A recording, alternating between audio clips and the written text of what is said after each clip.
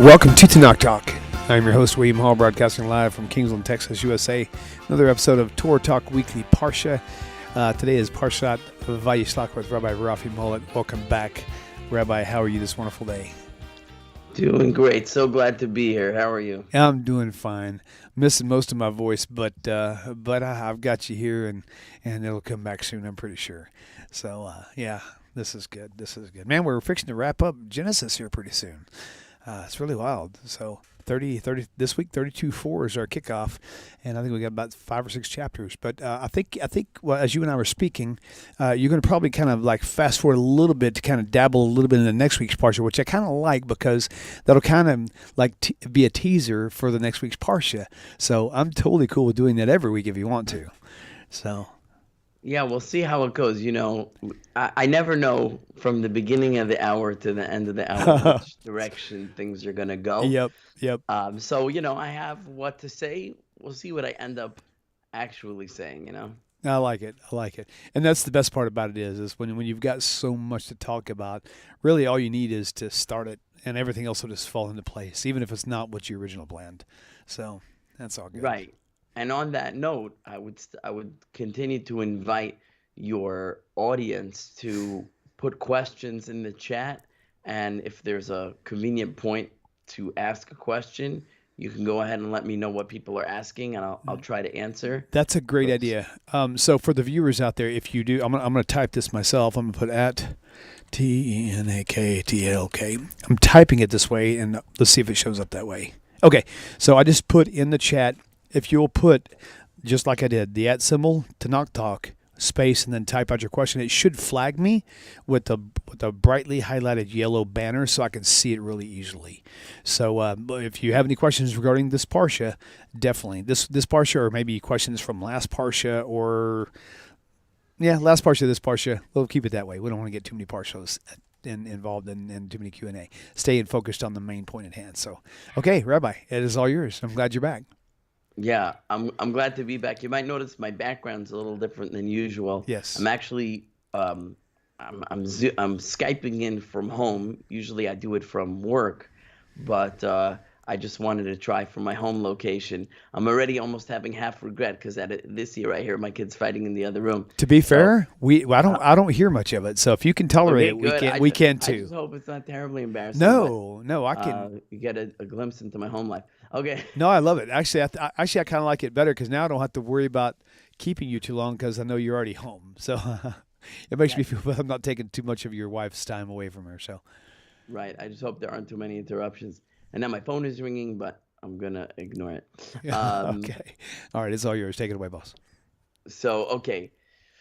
This week's Parsha, Vayishlach. The word Vayishlach means, and he sent, and that's taken from the opening passage of the Parsha, where Jacob sends messengers to his brother Esau as Jacob is approaching the land of Israel, land of Canaan, as it were. He's now returning from his 20-year sojourn in the house of his uncle Lavan, which was the subject of last week's Parsha, and he has to now face off against his brother from whom he fled at the end of 2 Parshas ago, which was Toldos.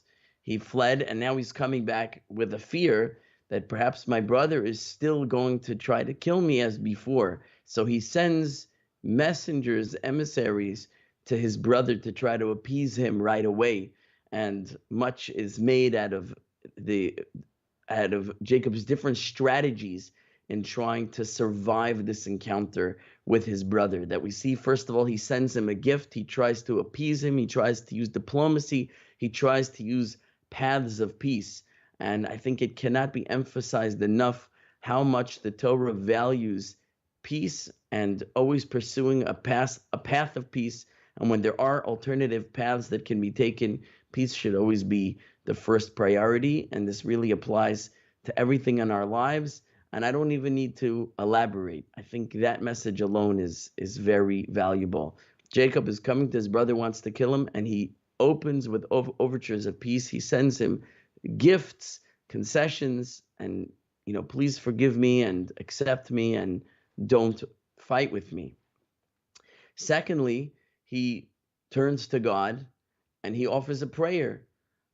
This is another pillar of life, is to understand we have to put our faith totally upon the Almighty. The power of prayer cannot be underestimated. When we have a need in life, whether it be big or small, yes, we have to take physical actions to try and accomplish our goals. That's part of the condition of the world and life that God has given us. But we can't forget to put God into the equation, to add God into the equation, or maybe understand that most of the equation is God and a small percentage of it is our own efforts. So Jacob turns to God, and we learn from that. I was reading from some of my great teachers that even for small things, we should talk to God. We Jews, we have set times for prayer.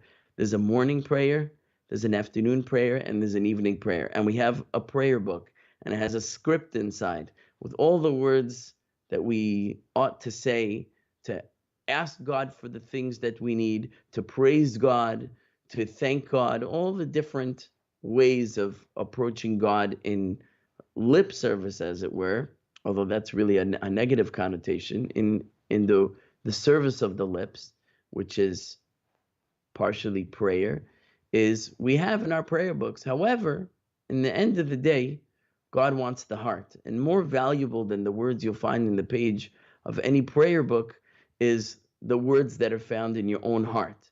The reason that our rabbis composed a prayer book for us, and understand that was not originally part of the equation of Judaism. Abraham didn't have a prayer book. Isaac didn't have a prayer book. Jacob didn't have a prayer book. None of their children had prayer books. None of the Jews in Egypt had prayer books. In the times of the prophets, they didn't have prayer books. The prayer standard that was set, that occurred at the beginning of the Second Temple period. And before that time, people prayed purely from the heart, or the truth is, I should modify what I said. King David did create a book of Psalms, and the book of Psalms is full of prayers, again, for every occasion, in times of need, times of thankfulness, times of joy, times of sadness, times of brokenness, times of upliftedness.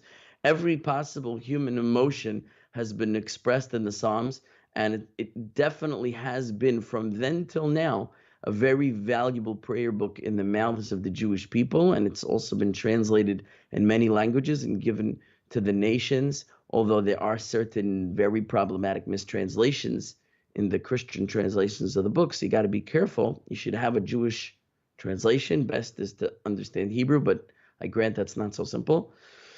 So the Psalms is, we have a certain tradition that when we recite the Psalms down on earth below, David's soul in his place in heaven recites with us. He says, "Oh, one of my children on earth is reciting my words. I'm going to recite them with him," and he comes before God and prays with us, so to speak, on our behalf.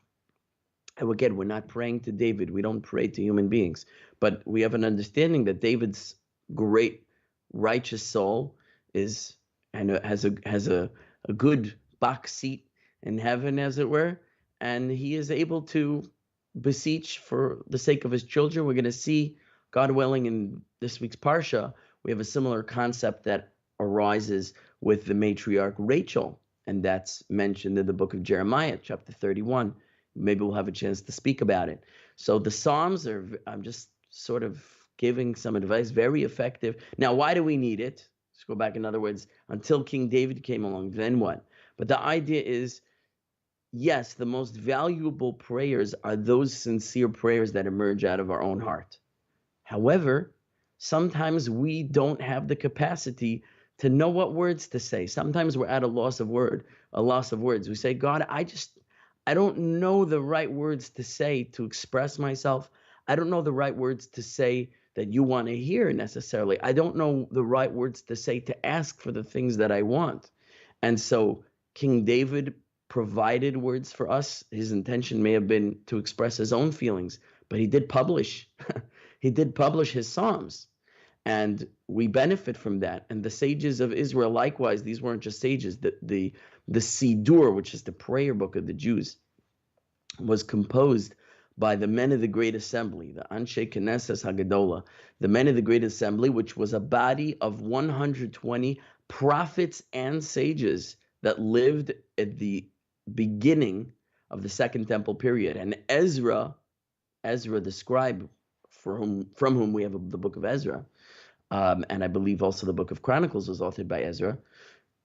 Ezra himself is the one who convened, who created this conference of sages and prophets in order to compose and to legislate what would be necessary for this new era of the Second Temple and that generation of Jews to ensure their survival and perpetuity and prosperity. So we have a prayer book from there that's filled with great words. It really is. With all that said, the most powerful prayers are those that energize and emanate from your own heart. Okay, there's more to say about Psalms, but I didn't plan to say it, so maybe I won't go there. But we see Jacob, he chooses the path of peace first. He prays to God, which we said the value and importance of that cannot be understated. And finally, he also implemented practical strategies in the event of a war, that we find that he divides his camp into two camps. So he divides his family into groups. We're not privy to who was assigned to which group, but he essentially divides, the text tells us, his family into two groups, his servants into two groups, his property into two groups, so that if there is a military conflict between his group and Esau's group, and one group comes under attack, so to speak, the other group can escape. You see, he's not even necessarily relying on a victory, but he says, even in the case that I have to suffer a loss, shouldn't be a total loss. We shouldn't lose everybody. This group should know that if that group falters or falls, you have the opportunity to escape. But if this group comes under attack, then this group has the opportunity to escape. So he also implements practical strategies, practical survival strategies. So there's peace, prayer, and practicality. The triple P. I just made it up now, the triple P, but it works out. Okay, that's just a little bit of background. Now, what I wanted to focus on was the prayer, Jacob's prayer. Specifically, chapter 32, verse 11, one of the things that Jacob says in his prayer to God, in chapter 32, verse 11, is he says these words. Katonti, the Hebrew is katonti mikol ha-chasodim umikol ha-emes asher asisa esavdecha. Katonti, I have become small. The word in Hebrew, katan, means small. Katonti means I have become small. I have become diminished is how I would translate it. Even though I see in some of the translations it says I am not worthy. That's not a direct translation. That's a euphemistic translation. I don't even like or prefer that translation. The word katonti does not mean I'm unworthy. I think they're trying to make sense of what it means. What does it mean I have become small? So katonti is like I'm too small. I'm too unworthy. I don't like this translation. Katonti means literally I have become diminished, katan, small. Mikol chasadim, from all the kindness, mikol emes, and from the truth, asher asisa esavdecha, that you have performed for your servant. God, you've performed so much kindness for me that I've become diminished because of that kindness. What does it mean to become diminished because of kindness? And then the rest of the verse reads, Ki v'makli avarti es hayarden hazeh, because with my stick, my staff, I crossed this Jordan. And now I have become two camps. When I left the land of Canaan to go to my uncle Lavan, I had nothing but my walking stick. Like we say in English, nothing but the shirt on my back. I have nothing but my walking stick. It could be Jacob didn't even have a shirt on his back, but that's a story for another time. With my stick, I crossed this Jordan. But now I've become two camps, meaning I've become so abundantly blessed and wealthy and prosperous, as we read in last week's Parsha, how prosperous he became in the house of Lavan, watching the sheep and collecting his payment, which was the sheep that were born. You have to read for the details there. And he was able to trade with other merchants and trade his sheep for many servants and other livestock, donkeys, camels. He became very, very broadly wealthy. So he says, God, I left with nothing and I came back with so much. I have been diminished by all the kindness. Now I understand the kindness. You're saying, God, it was only through your kindness that I was able to prosper in this way. But I become diminished, katonti, I become smaller. It's the opposite. I become greater. I become larger. What does he mean I become smaller? Anyone have a thought on this? I don't know, William, if you may be familiar with the usual understanding of this. So which verse was the part? It was on 11, right? 32:11, verse chapter 32, verse 11. If I have my citation correct, right? Yeah, it is correct. Yeah, right. I'm translating the Hebrew. I've seen English translations I don't agree with, but katonti, for the word katan, small. T ending means I have become.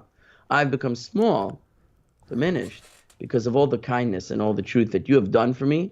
Because I left with my walking stick and I came back with 2 camps.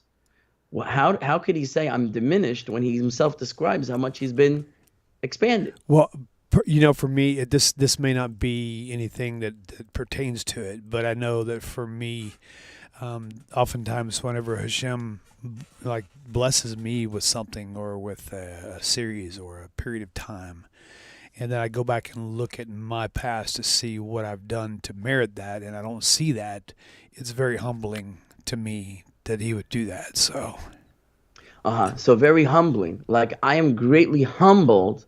I feel so essentially you're going kind of like to that translation of I feel unworthy of all the great abundant kindness you did for me, and I feel unworthy of it. Okay, I think that's not, even though I said I disagree with the translation as far as the direct meaning of the words, it's not so far off from what I believe the accurate meaning is. Okay.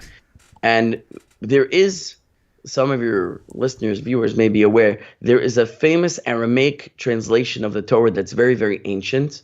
And sometimes we can get an insight into the meaning of the euphemism in Hebrew by understanding how the ancient Aramaic translator translated into the euphemism in Aramaic. And here, for I have become diminished, katonti, he uses the words in Aramaic, ze'iran zechusi, which means my merits have become less or have become small, or you can even translate my merits are small, like you're saying, I don't merit.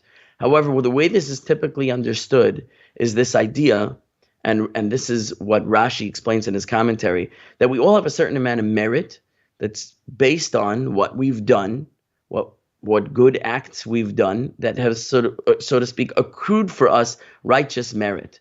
And sometimes we're in a bind and we need a miracle. We need something that's beyond the natural, and God will perform a miracle for us. I don't think there's anyone in the world who's an adult anyway who can't think of one time that God performed a miracle for them. I don't mean like supernatural, like, the sky opened up and, whatever, a spaceship came down and took them to another place. I mean like something that you needed so badly, it was so unlikely, you prayed to God and the thing you needed happened for you in a way that just seemed like without a miracle it wasn't going to happen, whether it was healing or something financial or getting a job or whatever it is. A lot of people feel there have been situations where you would expect by natural means things would go poorly, and you pray, please God, I need things to go differently for me, and God comes through for you, and you could really only attribute that to God.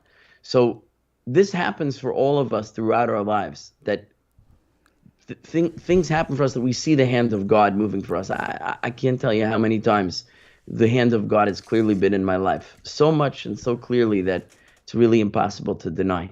I really have felt, and it's, you have to keep that feeling with you, that God is with me and has been with me. However, there's an idea that where did that miracle come from? It's sort of God looks in your bank account of merit and he says, okay, I see you need a withdrawal. So based on the merits that you've accrued, we're going to cash that in for what you need to happen for you now.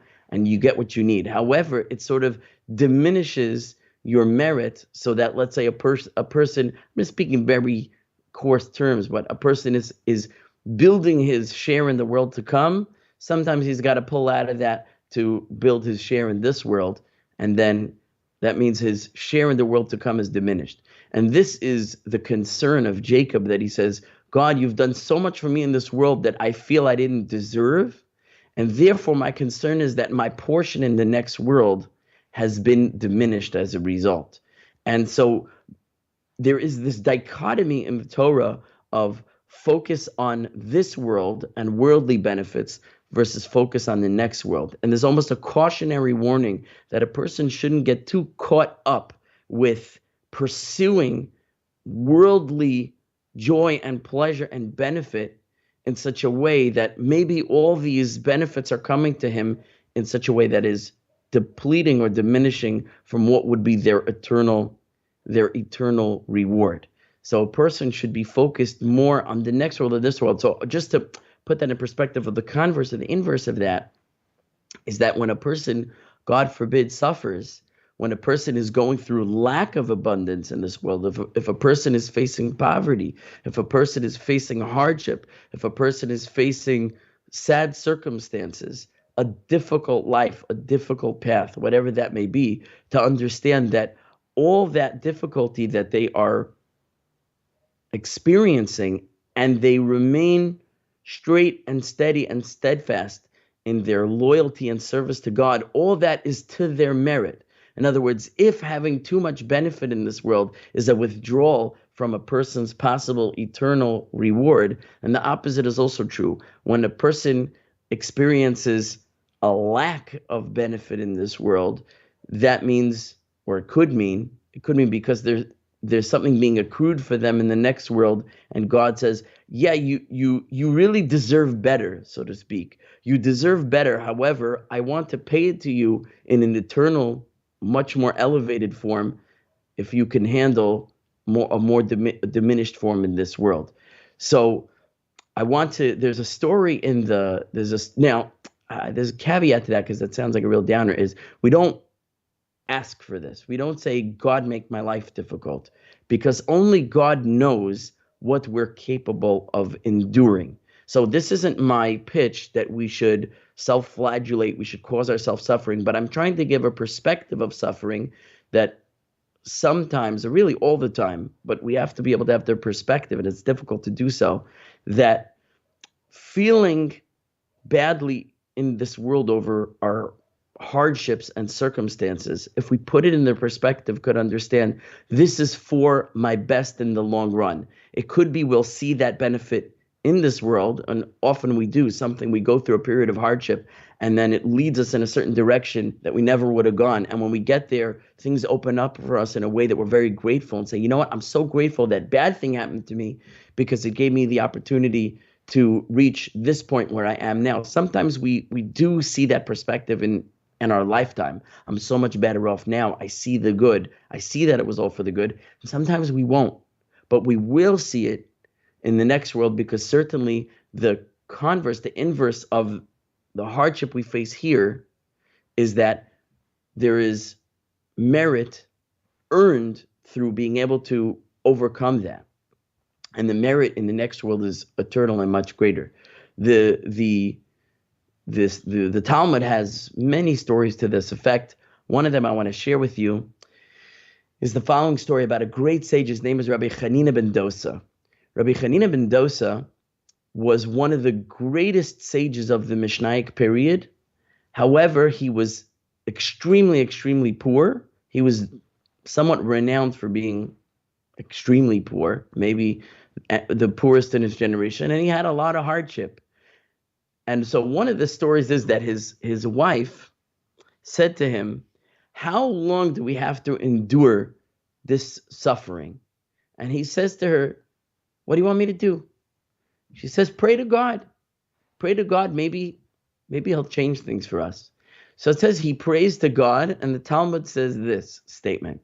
He prays to God, and a hand emerges, doesn't say from where, I always envision as like emerging from heaven. A hand emerges from heaven. It's a hand emerges from beyond and gives him a golden table leg. Gives him a golden table leg. Now, I don't think we have to understand the story hyper literally, but when we get to the end of the story, we'll understand the symbolism. This probably is representative of some event or course of events in Rabbi Hanina's life that the Talmud isn't specific about. It says a hand emerges from beyond and hands him a golden table leg.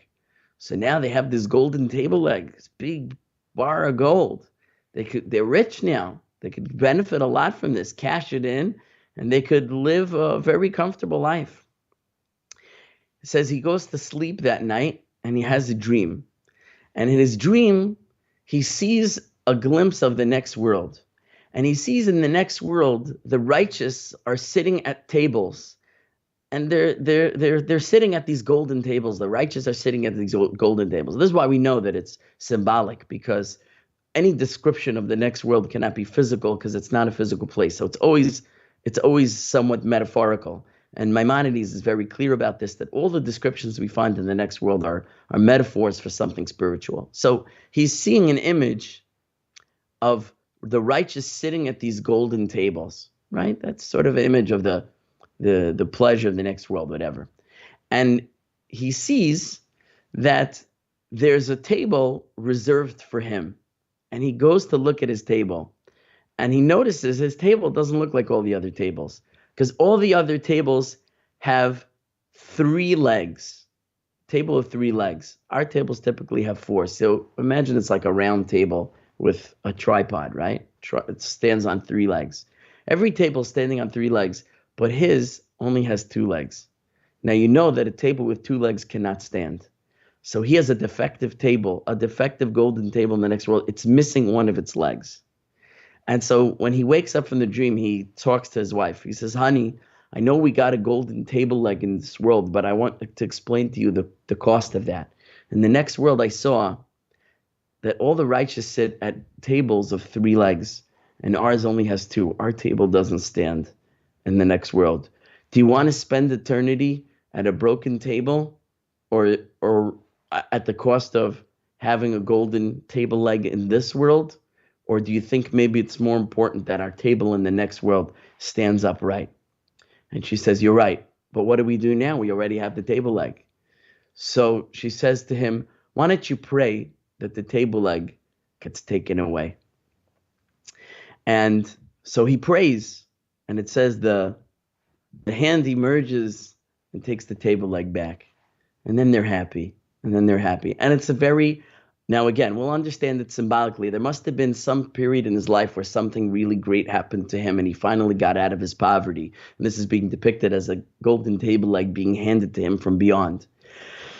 And he has this dream and he realizes, by taking here, I'm losing there. And he and his wife decide, I'd rather have it there than here. And he sort of relinquishes his wealth and becomes satisfied with his lot in this world, understanding that this world is temporary. It's the next world that should be our focus. I have other stories on this topic, but because we're running through the hour quickly, I maybe want to look at one other verse on this topic. If we go ahead to chapter 33, verse 15, this is Jacob's encounter with Esau. Now, following up on what we said before, it seems that Esau is finally appeased by all the overtures of Jacob. And again, we understand that this was also by divine intervention. God caused Esau to have mercy on Jacob. So it was a combination of Jacob's efforts and also God's intervention. And Esau says to Jacob, essentially, he says, let's team up together. Let's become one big harmonious family. Let's be a team again like we were supposed to be all along. He says, you join me and we'll travel together. And Jacob knows that Esau is bad news, as maybe we'll see from other verses. Even when he's being nice, he's bad news. And so he gives him an excuse. He says, no, I have this big family. I have small children. I have small animals. I can't go as quickly as you. You go ahead at your pace. I'm going to go along at my slow pace. And Esau says to him in verse 15, he says, let me give you some of my people. I got 400 men with me. Let me, okay, I can go ahead, but let me give you some of my men to help you carry your children, your animals, and you can move along a little faster. You don't have to go so slow. And Jacob responds to him this. He says, Lama zeh. Why is this? Meaning, why are you doing this? Why are you insisting on this? Why are you saying you want to help me? The next words he says, Emtzachen be'enei Adoni. Let me find grace in my master's eyes. Like, please, let me find favor in your eyes and don't help me. It's like, what? Let me find favor in your eyes is that you should want to help me. Let me find favor in your eyes, and by having favor in your eyes, you won't help me. You'll see me and go, you're on your own. That's what Jacob is saying to him. He's saying, let me find favor in your eyes, and don't leave any men with me to help me. Such a strange thing. So again, it's the same concept that Jacob says, the more you help me and give me benefit in this world, you're diminishing me spiritually. The more there's a concept in Jewish spiritual growth, which is the building up of the body is the breaking down of the soul. The more we focus on our bodily selves, the less we're focusing on our soul, and we're diminishing our spiritual greatness. So he says, you're going to give me all these physical benefits. You're going to give your men to give me an easier, more comfortable life. An easier, more comfortable life. He says, please have mercy on me and don't do that. Don't do that. By finding favor in your eyes, you won't give me all these benefits. This was Jacob's outlook. God, I'm worried, I'm concerned about meeting my brother Esau, that I won't have your divine protection because of all the kindness you already paid me. Maybe my merit has been diminished to the point that I won't survive an encounter with Esau. And here he says again to Esau, please don't give me worldly benefit. There's a story of one of the great, more recent sages. He's known as the Chafetz Chaim because he wrote a book called Chafetz Chaim, which is based on the verse, Mi ha'esh ha'chafetz chaim. Who is the man who desires life? And it says the person who guards his tongue from speaking evil. And his book called Chafetz Chaim, the one who desires life, was about the laws of forbidden speech. It's very, very famous. His real name was Rabbi Yisrael Meir Kagan, but he was known as the Chafetz Chaim after his book called Chafetz Chaim. And he was of the greatest sages of his generation and acknowledged as such. And he was honored by being given the podium to speak at a convention of great rabbis. And when he got up to speak at the convention of great rabbis, he began by breaking down in tears, and he cried, and he said to the audience, he said, why do you give me this honor? Why do you honor me? Don't you care about me? Don't you want to can't you have mercy on me? He says, you're ruining my share in the next world. You're ruining my share in the next world by giving me this honor. And he sincerely cried in front of the audience that they put him up there to address him. And it hurt him to receive honor in this world. Because he said, if I get it here, what's going to be left for me there? Rabbi Avigdor Miller, of blessed memory, used to quote the Chafetz Chaim as saying that honor is like kugel. For those who don't know what kugel is a delicious traditional Ashkenazi Jewish dish. And there are many types of kugel, so I can't describe one of them. But if you haven't had kugel, you got to try some kugel. Anyway, he says, honor's like kugel. Kugel is for Shabbos. It's not for Erev Shabbos. Erev Shabbos means Sabbath Eve. The Friday when we prepare for Sabbath, we're preparing the foods that we enjoy on the Sabbath. And one of our traditional foods is kugel. He says, kugel, when do you eat kugel? You eat it on the Sabbath. You don't eat it on the eve of the Sabbath. The Sabbath is supposed to be an allegory for the next world. When we cease all our work of this world and we come into communion with God on a spiritual level, when there's no more physicality and it's just the soul and God, reunited at last. So that's what the Sabbath is meant to convey and teach for us. It's the world of 6 days, the week of 6 days, and we prepare for our final meeting with God. So we're preparing. We're making our kugel so we can eat it on the Sabbath, and the enjoyments and pleasures of the Sabbath are meant to be a foreshadowing of the pleasures of the next world. So he says, this world is a world of preparation. The next world is a world of enjoyment. He says, just like kugel, we prepare it on Friday, but we eat it on the Sabbath. Honor is like kugel. It's not for Friday. It's for the Sabbath. Don't give me my honor in this world. Let me get it from God in the next world. So that's just some of the verses in this parsha that highlight this idea that the overemphasis on physical benefits is ultimately going to take us away from the true eternity, which is that of the soul. Now, how do you avoid this pitfall? Does that mean that we have to be ascetics? Does that mean that we have to give up all our worldly possessions and live a life of poverty and suffering? So I'm going to make the case to you that no, that's not the case, with the following story that I heard from my Rabbi Moshe Pluchak. And the story I'm going to tell you involves a story within a story. And the story goes as follows. Now, again, this is a metaphorical story, an allegorical story. There were two men that were standing on line to get into heaven. Okay? Just making a little bit of a simple parable. Two men standing on line to get into heaven.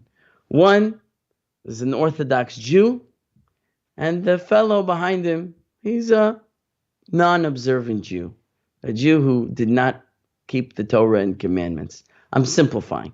Everyone's situation is different. God judges everyone on their level, but this is one of those all things being equal pictures. Now, they stand before the gate to heaven, as it were, and there's, the guard over there, and he interviews each one to let them know, okay, like, what's your eternal reward going to look like? So he starts interviewing the first one, and he says, okay, let's go review down what your day looked like. He said, okay, you got a good night's sleep. I see you got a good night's sleep before the start of the day. This is very good. You're going to get reward for that good night's sleep. Good moves, okay? And he says, then I see you got up and you pronounced the Moda'ani prayer. The Jew wakes up and he pronounces, thank you, God, for giving me another day of life. That was a very meritorious act. You're going to get a lot of reward for that. There you go. Mm-hmm. Let's see. Next, you washed your hands in the ritual manner to remove the impurities of the night. That's a topic for another time. You did that mitzvah. Very good. Mm-hmm. And you took care of your bodily needs in the bathroom. Very good. Mm-hmm. And you got yourself dressed in some nice clothes. Great. A lot of reward for that. You went to prayers. Reward for that. You had a nice, healthy breakfast. Delicious. Reward for that. You sat down and you learned for a little bit. You did some Torah learning in the morning. Reward for that. I see you went to work. You went to work to earn a living. Oh, you're going to get reward for that. You went to the afternoon prayers. Reward. You had lunch, probably before the prayer. Reward. You came home in the evening. You had supper. Reward. Spend time with your family. Reward. All this stuff. And the guy behind him, he's listening. And he goes, getting a good night's sleep? Yeah, I did that. Okay, I see there's some reward for me there. Said, Moda'ani, no, I never said that. I never thanked God in the morning. Okay, that's one thing I missed. Going to the bathroom, I did that. I guess he got reward for it. I'll get reward for it. Breakfast, I double down on breakfast every day. If he got reward for breakfast, I'm going to get a lot of reward for breakfast. Torah study? No, I didn't really bother with that. No, okay, that's another thing I missed. Going to work? Me, I was a workaholic. If he got some reward for work, I'm going to get so much reward for work. Lunch? You better believe lunch. I'm going to get so much reward. Prayers? No, I didn't really stop for prayer. And as he's going through, he's like, well, the spiritual things I didn't do, but at least the physical things I get reward for. Finally, the first guy's done, and the second guy comes up, somewhat confident that he has what to look forward to. And the fellow looks at him, he says, good night's sleep? That's not looking good for you. I think you're going to be in a little bit of trouble for that. And the guy's like, what? And he goes, you had a breakfast? The guy's like, yeah, big breakfast. He goes, yeah, you're in big trouble for that. He's like, huh? He goes, oh, and I see you went to work. He said, yeah, I worked a lot. You sure did. Oh, this is you're in huge trouble for that, right? And then he's like, wait, I don't understand. You're paying him for the breakfast. You're paying him for the lunch. You're paying him for the work. Well, why does he get reward and you don't, and I don't? Why is it bad for me and good for him? So he says. So the fellow answers him back. He says, let me tell you a story. Here we have a story within a story. And he says, a fellow visited the land of Israel, and he noticed in the land of Israel that people really love sunflower seeds. They call them garinim. Garinim, sunflower seeds. Everybody's got a bag of sunflower seeds, and they're all walking around crunching on the sunflower seeds. They eat it. And they're throwing the shells on the floor everywhere. And, you sit at a soccer game, and the guy in the row behind you, he's throwing his garinim out right on top of your head as you sit there. Everybody's eating garinim all the time. Sunflower seeds, sunflower seeds, sunflower seeds. So the guy says, I got to try this. It seems to be really popular. I got to try this. So he goes to the sunflower seed stand, and he says, give me a bag of sunflower seeds. Pays for it. And then he takes it home, and he starts crunching on his sunflower seeds. He throws one in his mouth. He starts chewing it. And the next thing he knows, his mouth is full of splinters. The shell of the sunflower seed breaks into little pieces that are unchewable, and they get stuck in his gums and his teeth and his tongue, and he's got splinters through his mouth. And he's spitting it out. And he says, this is disgusting. This is revolting. He goes back to the guy who sold him the seeds, and he said, you sold me splinters, you sold me wood, you sold me shells. The guy says, you're supposed to spit out the shells. You're not supposed to chew the shells, you're supposed to spit out the shells. And the guy says, spit out the shells, but you weighed the sunflower seeds, and you charge me for the weight. That means you're charging me for the shells. And the guy says, yeah, you got to pay for the shells. You got to pay for the shells. So he says, you got to pay for the shells? He says, this is crazy, but I can make a fortune from this. So the guy looks, he sees the sunflower seed shells all over the streets of Israel. And he goes with a broom, and he sweeps up, and he goes to the soccer stadium, and he sweeps through all the rows, and he gets a mountain of sunflower seed shells. So he goes and he boils them clean and power washes them, whatever he does.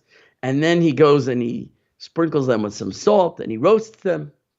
And he's got all these roasted, salted sunflower seed shells. So he opens up his own sunflower seed stand, and he writes, garinim, and people start lining up, and he starts weighing out the shells into the bag, and he's selling it to people, and they're paying him for these bags of shells. They don't know what's in there. And the next thing he knows, everyone's coming back. They're ready to riot. They're ready to burn down his sunflower seed stand. And he said that they're all yelling at him, and they say, you sold the shells, you sold the shells. And he goes, yeah, you pay for the shells. You pay for the shells. I also had to pay for the shells. So you had to pay for the shells. Don't you, when you buy from that guy, don't you pay for the shells? And what do they answer him? They answer him like this. They say, yes, we pay for the shells when there's a seed inside. We pay for the shells when there's a seed inside. If you sold us with a seed, we'd pay for the shell too. Because why? Because we want the seed. So we take the shell with the seed. So now the guard to the gates of heaven turns to this fellow, and he says, the fellow who came before you, we paid him for the shells. We paid him for the bodily stuff. We paid him for the sleeping, and we paid him for the eating, and we paid him for the working and the earning. You know why? Because there was a seed in that shell. Because he utilized what he had in the physical world to serve Hashem. He slept so he could have energy to perform God's commandments. He ate so he had energy to perform God's commandments. He earned a livelihood so he could invest it into performing God's commandments, into schools of learning for his children, into food for Shabbos, into paying for kosher groceries, and whatever else. Mitzvahs cost money. They cost money. So everything he did in the physical world was to service the spiritual world. Yes, he had a shell, but in the shell was a seed. So we pay for the seed, and we pay for the shell with the seed, because the shell is there in service of the seed. But you are a seed without a shell. For that, we don't pay. what you did was waste away the gift of life that God gave you. And that is now viewed favorably. So therefore, there's a halacha, there's a law in Shulchan Aruch, the code of Jewish law. And it says when a person sits down for a meal, before he